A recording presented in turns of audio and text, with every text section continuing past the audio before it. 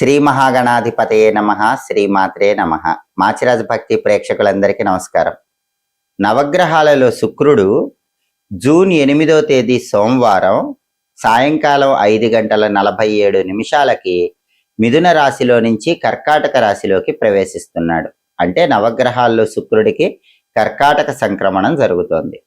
అలా జూన్ 8 సాయంకాలం 5:47 కర్కాటక రాశిలోకి వచ్చిన శుక్రుడు మళ్ళీ జూలై నెల 4వ తారీఖు శనివారం రాత్రి 7:18 సింహరాశిలోకి ప్రవేశిస్తాడు. అంటే జూన్ 8వ తేదీ సోమవారం నుంచి జూలై 4వ తేదీ శనివారం రాత్రి 7:18 వరకు ఆయన కర్కాటక రాశిలోనే ఉంటాడు. ఈ సమయంలో కర్కాటక రాశిలో ఉన్నటువంటి శుక్రుడి సంచారం అనేది ద్వాదశ రాశుల వారికి ఎలాంటి ప్రభావాన్ని కలిగింపజేస్తుందో, శుక్రుడి కర్కాటక సంక్రమణం ఏ రాశుల వారికి అనుకూల ఫలితాలను కలిగింపజేస్తుందో, ఏ రాశుల వారికి వ్యతిరేక ఫలితాలు కలిగింపజేస్తుందో, అనుకూల ఫలితాలు రెట్టింపు కావటానికి, వ్యతిరేక ఫలితాలు తగ్గింపజేసుకోవటానికి శుక్రుడికి సంబంధించి ద్వాదశ రాశుల వాళ్ళు ఎలాంటి శక్తివంతమైన పరిహారాలు చేసుకోవాలో, నవగ్రహాల్లో ఈ శుక్రుడి కర్కాటక సంక్రమణం ఏ ఏ విషయాలలో ఎటువంటి ఫలితాలను ద్వాదశ రాశుల వారికి కలిగింపజేస్తుందో ఈ వీడియోలో మనం తెలుసుకుందాం. తదుపరి కర్కాటక రాశి.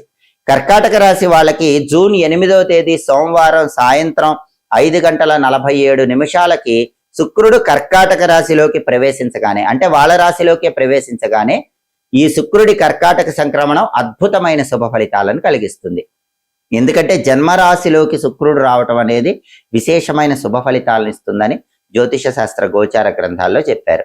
ఈ శుభ ఫలితాలు ఎప్పటి వరకు ఉంటాయంటే జూలై 4వ తేదీ శనివారం రాత్రి 7:18 వరకు ఉంటాయి. ఎటువంటి శుభ ఫలితాలు కలుగుతాయనే విషయాన్ని మనం పరిశీలించినట్లయితే, జన్మంలో ఉన్నటువంటి శుక్రుడు ప్రధానంగా జీవితాన్ని ఎంజాయ్ చేసేలాగా చేస్తాడు. అంటే తరచుగా కర్కాటక రాశి వాళ్ళు విందుల్లో పాల్గొంటారు, వినోదాల్లో పాల్గొంటారు, సుఖ సంతోషాలతో భోగ భాగ్యాలతో తొలతూగుతూ ఉంటారు. ప్రతి విషయంలో కూడా ఉల్లాసం, ఉత్సాహం, ఆనందం, సంతోషంతో నవ్వుతూ తుళ్ళుతూ ముందడుగు వేస్తారు. జీవితాన్ని మీ రాశిలో ఉన్న శుక్రుడు ఆనందమయంగా మార్చేస్తాడు. అలాగే ఆహ్లాదకరమైనటువంటి వాతావరణం చుట్టూ ఉంటుంది. రుచికరమైనటువంటి మృష్టాన్న భోజన ప్రాప్తి యోగం కర్కాటక రాశి వాళ్ళకి వస్తుంది. అంటే బ్రహ్మాండమైన విందు భోజనాన్ని తరచుగా స్వీకరించే యోగం పడుతుంది. అలాగే జీవిత భాగస్వామి యొక్క సహాయ సహకారాలు లభిస్తాయి. లేడీస్ సపోర్ట్ బాగా ఉంటుంది. కర్కాటక రాశి పురుషులైనా, కర్కాటక రాశి స్త్రీలైనా లేడీస్ సపోర్ట్ విపరీతంగా ఉండటం వల్ల మంచి ప్రయోజనాలు పొందుతారు. ధనలాభం ఉంటుంది, వస్తులాభం ఉంటుంది. అది కూడా స్త్రీల వల్ల ఉంటుంది. స్త్రీల వల్ల ధనలాభాన్ని, వస్తులాభాన్ని పొందే యోగం కర్కాటక రాశి వాళ్ళకి ఎక్కువగా ఉంటుంది. ఈ సమయం అంతా కూడా ఆనందంతో ఉంటారు. స్త్రీజన ఆకర్షకులుగా ప్రత్యేకంగా కర్కాటక రాశి పురుషులు ఉంటారు. పురుషులైతే కర్కాటక రాశి వాళ్ళు స్త్రీ జనాలందరూ కూడా వాళ్ళ పట్ల ఎంతో ఆకర్షణ ప్రదర్శించే విధంగా ప్రతి అడుగు వేస్తూ ఉంటారు. ఈ అద్భుతమైన ప్రయోజనాలన్నీ కర్కాటక రాశి పురుషులు, స్త్రీలు వాళ్ళ రాశిలోకి శుక్రుడు ప్రవేశించడం వల్ల పొందగలుగుతారు. ఆధిపత్యం పరంగా చూసుకుంటే గనక కర్కాటక రాశి వాళ్ళకి 11వ స్థానాధిపతి శుక్రుడయ్యాడు. అదేవిధంగా చతుర్థ స్థానాధిపతి కూడా అయ్యాడు. ఎందుకంటే కర్కాటక రాశి వాళ్ళకి 11వ స్థానం వృషభ రాశి, 4వ స్థానం చతుర్థ స్థానం తులారాశి. ఈ రెండు రాశులకి శుక్రుడు అధిపతి. అంటే లాభస్థానాధిపతి, చతుర్థ స్థానాధిపతి శుక్రుడయ్యాడు. అయ్యి అద్భుత ఫలితాలు ఇస్తాడు. లాభస్థానాధిపతి ఎలాంటి ఫలితాలు ఇస్తాడు? ఏకాదశం లాభస్థానాధిపతి అవటం వల్ల ప్రతి విషయంలో లాభమే. ఆర్థిక పరంగా లాభం, ఆరోగ్యపరంగా లాభం, కుటుంబ పరంగా లాభం, అన్ని రకాలుగా లాభస్థానాధిపతిగా అద్భుతమైన శుభ ఫలితాలు ఇస్తాడు. ఆ తర్వాత చతుర్థ స్థానాధిపతిగా అనుకూల ఫలితాలు ఇస్తాడు. చతుర్థం అంటే అది ఇంటికి సంబంధించిన స్థానం. చతుర్థాధిపతి అయ్యాడు కాబట్టి బ్రహ్మాండమైన బిల్డింగుని కొనుక్కోవాలనేటటువంటి ఆలోచనలకు శ్రీకారం చుడతారు. అదేవిధంగా బ్రహ్మాండమైన వెహికల్ కొనుక్కోవాలనే ఆలోచనలకు శ్రీకారం చుడతారు. ఎందుకంటే చతుర్థ స్థానం అంటే అది భూమి, ఇల్లు, వాహనము, గృహము వీటికి సంబంధించిన స్థానం. అలాగే ఉన్నత విద్యకు సంబంధించిన స్థానం కాబట్టి హైయర్ ఎడ్యుకేషన్ గురించిన ఆలోచనలు చేస్తే అవన్నీ కూడా విజయవంతం అవుతాయి. చతుర్థం అంటే తల్లి స్థానం కాబట్టి తల్లిగారి ఆరోగ్యం బాగుంటుంది. ఇన్ని ప్రయోజనాలు కర్కాటక రాశి వాళ్ళు పొందగలుగుతారు. చతుర్థాధిపతి అవటం వల్ల ఇల్లు కొనుక్కోవాలనే ఆలోచనలు, ఓ కొత్త వాహనం కొనుక్కోవాలనే ఆలోచనలు, హైయర్ ఎడ్యుకేషన్ చేయాలనే ఆలోచనలు, వీటన్నిటి పరంగా మంచి ప్రయోజనాలు కనిపిస్తాయి. తల్లిగారి పరంగా ఉన్న సమస్యల నుంచి కూడా బయటపడగలుగుతారు. కాబట్టి జన్మరాశిలోకి వచ్చిన శుక్రుడు వాళ్ళ రాశిలో ఉంటూ లాభస్థానాధిపతి, చతుర్థ స్థానాధిపతి అయ్యి ఈ రకమైన అద్భుత ఫలితాలు కర్కాటక రాశి వాళ్ళకి ఇస్తాడు. ఈ అద్భుతమైన ఫలితాలన్నీ కూడా జూలై 4 వరకు ఉంటాయి. ఇవి ఇంకా రెట్టింపు కావాలంటే శుక్రుడికి సంబంధించిన శక్తివంతమైన పరిహారాలు చేసుకోవాలి. జూన్ 8 సోమవారం సాయంత్రం 5:47 నవగ్రహాలలో శుక్రుడు కర్కాటక రాశిలోకి ప్రవేశించి మళ్ళీ జూలై 4వ తేదీ శనివారం రాత్రి 7:18 సింహరాశిలోకి మారే వరకు ద్వాదశ రాశులలో కొన్ని రాశులకు అనుకూల ఫలితాలు ఇస్తాడు, కొన్ని రాశులకు వ్యతిరేక ఫలితాలు ఇస్తాడు. అంటే జూన్ 8 నుంచి జూలై 4 వరకు కర్కాటకంలో ఉన్న శుక్రుడు కొన్ని రాశులకు ఇచ్చే అనుకూల ఫలితాలు రెట్టింపు చేసుకోవటానికి, కొన్ని రాశులకు ఇచ్చే వ్యతిరేక ఫలితాలు తగ్గింపజేసుకోవటానికి శుక్రుడికి సంబంధించిన శక్తివంతమైన పరిహారాలు చేసుకోవాలి. ఈ సమయంలో వచ్చే శుక్రవారాలు ఆ పరిహారాలు చేసుకుంటే అద్భుతమైన ఫలితాలు కలుగుతాయి. ఎలాంటి పరిహారం చేసుకోవాలంటే శుక్రుడికి ప్రియమైన ధాన్యం అలసందలు అంటే బొబ్బర్లు. కాబట్టి జూన్ 8 నుంచి జూలై 4 మధ్యలో వచ్చే శుక్రవారాలు శుక్రహోరలో అలసందలు దానం ఇచ్చుకోండి. శుక్రహోర ఎప్పుడు ఉంటుంది? శుక్రవారం ఉదయం 6 నుంచి 7 మధ్యలో, మధ్యాహ్నం 1 నుంచి 2 మధ్యలో, రాత్రి 8 నుంచి 9 మధ్యలో శుక్రహోర ఉంటుంది. ఈ శుక్రహోర ఉన్న సమయంలో దగ్గరలో ఉన్నటువంటి ఆలయంలో పండితుడు పంతులు గారికి, బ్రాహ్మణుడికి కేజింబావు అలసందలు అంటే బొబ్బర్లు తెల్లటి వస్త్రంలో గట్టి దానం ఇస్తే మంచిది. శుక్రుడికి తెలుపు అంటే ఇష్టం. అది కూడా ఉదయం పూట హోర ఎక్కువ ఫలితం. ఉదయం 6 నుంచి 7 మధ్యలో ఇస్తే ఫలితం అద్భుతం.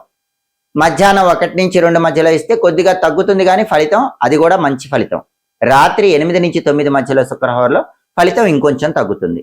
ఉదయం పూట హోరలో అయితే ఫలితం చాలా అద్భుతంగా ఉంటుంది. అలాగే శుక్రహోరలో గోమాత కలసందలు తినిపించినా కూడా అద్భుతమైన శుభ ఫలితాలు కలుగుతాయి.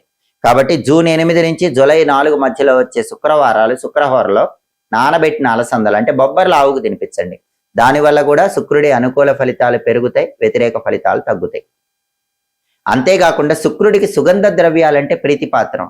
కాబట్టి ద్వాదశ రాశుల వాళ్ళు స్నానం చేసేటప్పుడు శుక్రుడికి ప్రీతికరమైనటువంటి సుగంధ ద్రవ్యాలు అంటే సెంట్ లాంటివి నీళ్ళలో వేసుకొని స్నానం చేయండి. పన్నీరు నీటిలో కొద్దిగా కలుపుకొని ఆ నీళ్లతో స్నానం చేస్తే శుక్రుడు అనుగ్రహిస్తాడు. అలాగే శుక్రుడి అనుగ్రహం కలగాలంటే జూన్ 8 నుంచి జూలై 4 మధ్యలో వచ్చే శుక్రవారాలు వీలైనప్పుడు ఉపవాసం ఉండండి. ఉపవాసం ఉండి రాత్రికి అలసందల ఆహారంలో స్వీకరించండి. అది శుక్రుడికి ప్రియమైన ఉపవాసం అవుతుంది.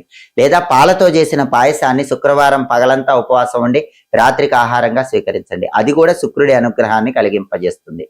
ప్రతి గ్రహానికి జ్యోతిష శాస్త్రంలో అధిష్టాన దేవతలను ఉంటారు.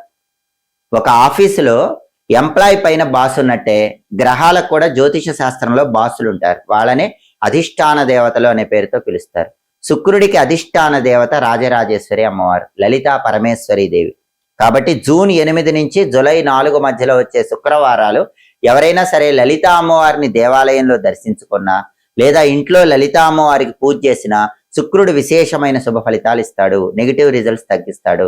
లలితా సహస్రనామ స్తోత్రం చాంటింగ్ వింటేనే ఈ సమయంలో వచ్చే శుక్రవారాలు అద్భుత ఫలితాలు కలుగుతాయి. అయితే ఆ చాంటింగ్ వినేంత సమయం లేకపోతే ఈ సమయంలో వచ్చే శుక్రవారాలు శ్రీమాత్రే నమః అని వీలైనన్ని సార్లు అనుకోండి. ఎందుకంటే దానాలు ఇవ్వలేని వాళ్ళు, ఆవుకు ఆహారం తినిపించలేని వాళ్ళు, ఉపవాసం ఉండలేని వాళ్ళు మంత్రజపం చేసుకున్నా కూడా శుక్రుడు అనుగ్రహిస్తాడు. శ్రీమాత్రే నమః, అలాగే ఓం శ్రీ రాజమాతంగ్యై నమః, ఈ 2 మంత్రాల్లో ఏదో ఒక మంత్రాన్ని జపించుకోండి, అద్భుత ఫలితాలు కలుగుతాయి. అలాగే రాజరాజేశ్వరి అష్టకం అని ఒక అద్భుతమైన అష్టకం ఉంటుంది. ఈ సమయంలో వచ్చే శుక్రవారాలు రాజరాజేశ్వరి అష్టకాన్ని విన్నా కూడా విశేషంగా శుక్రుడి అనుగ్రహానికి ప్రతి ఒక్కరూ పాత్రలు కావచ్చు. కాబట్టి నవగ్రహాలలో శుక్రుడి కర్కాటక సంక్రమణం అనేది సంపూర్ణమైన శుభ ఫలితాలను కలిగింపజేయాలంటే, వ్యతిరేక ఫలితాలన్నీ తగ్గింపజేసుకోవాలంటే శుక్రుడికి ఇష్టమైన స్నానం చేయటం, శుక్రుడికి ఇష్టమైన దానం ఇవ్వటం, శుక్రుడికి ఇష్టమైన విధంగా ఉపవాసం ఉండటం, శుక్రుడికి ప్రీతికరమైన ద్రవ్యం గోమాతకు తినిపించడం, శుక్రుడికి అధిష్టాన దేవత అయినటువంటి లలితా పరమేశ్వరి దేవిని పూజించడం ద్వారా సంపూర్ణంగా శుక్రుడి అనుగ్రహానికి ప్రతి ఒక్కరూ సులభంగా పాత్రలు కావచ్చు. ఎప్పటికప్పుడు జ్యోతిష శాస్త్ర పరంగా ఖగోళంలో గ్రహాల సంచారంలో వచ్చే మార్పు గురించి తెలుసుకోవాలనుకుంటున్నారా? గ్రహాలు ఖగోళంలో మారినప్పుడు ఒక రాశిలో నుంచి ఇంకో రాశిలోకి ప్రవేశించినప్పుడు ఆ మార్పు ఏ రాశుల వారికి యోగిస్తుందో ఏ రాశుల వారికి యోగించదో తెలుసుకోవాలనుకుంటున్నారా?